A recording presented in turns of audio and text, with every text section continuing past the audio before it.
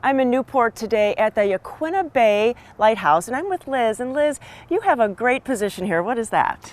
I am the garden coordinator for this particular garden. I'm also the OSU Master Gardener Program Coordinator. So I've been the coordinator of this particular garden for the last 10 years, and the garden has been here for 20 years. Wow, and it's a wonderful collaboration between many different organizations here.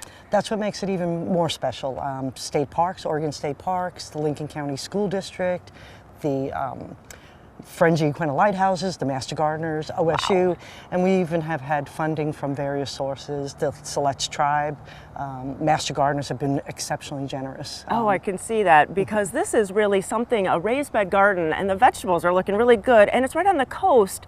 And I always hear, oh, I can't grow anything at the coast, so it's a wonderful demonstration garden. It is, and that's the whole intent of it, is to be a demonstration garden. It's actually a garden that's planted with the second grade class of MCASE Elementary. Kim Haddon is the teacher, who is phenomenally a great garden enthusiast, and she passes that love on to her second grade students. And then all the food that is generated from the garden gets donated to our local food pantry. So and community service. That also is nice, really. It teaches so many different things, not just vegetable gardening. Exactly, and as you can see around you, I mean, this is a lush garden. This was just planted June 9th with the second grade students. Wow. So already it is quite prolific. Yeah, definitely. Liz, I saw a sign about pollinators, and that's really on everyone's mind these days. Yes, and we are a pesticide-free garden, and the pollinators were kind of by accident.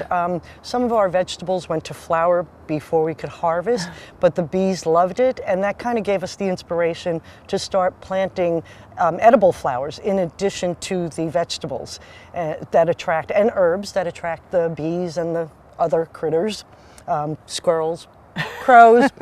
We have Always. it all. Well, you know, you invite one, you invite them all. Exactly, which is fine. I mean, it's a learning experience. We have a resident crow who sits here and watches over us in the garden. It's fine, and there's plenty of bees here and other insects, some good, some not, you know. It's we always take learning. the good and the bad. Right. But the pollination is critical, particularly course. with the bee situation and everything. So we try to promote as much of that as we can. Yes. And there's another learning experience that you have, and Michael, one of your interns, is going to be having a project, so we're going to go over there and look at that. Yes, exactly. It's quite exciting. All right, let's go. Now I'm with Michael, and Michael, this is a cool experiment for gardening at the coast. So what do you have here? We have a couple, what we're doing is straw bales, is to prove that we can do other types of alternate growing besides raised beds up here on the Oregon coast.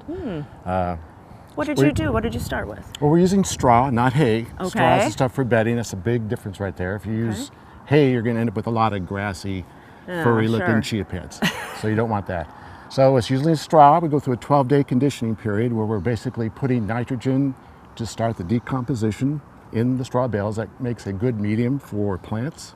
Okay. It takes about 12 days to do that. Sometimes, looking at the temperature gauge right now, you can see it's about running almost 10 degrees warmer than it is on the outside. Yeah. During the process of conditioning, it got up to 140 degrees on the inside. Oh, yeah, So way the hot. decomposition, as you can see from the happy mushrooms, that it is still doing well, which creates a great soil alternative to our plants on the coast. Wonderful. And I see that you have a tomato and also a pepper, but you have like a plastic tent over it for nighttime?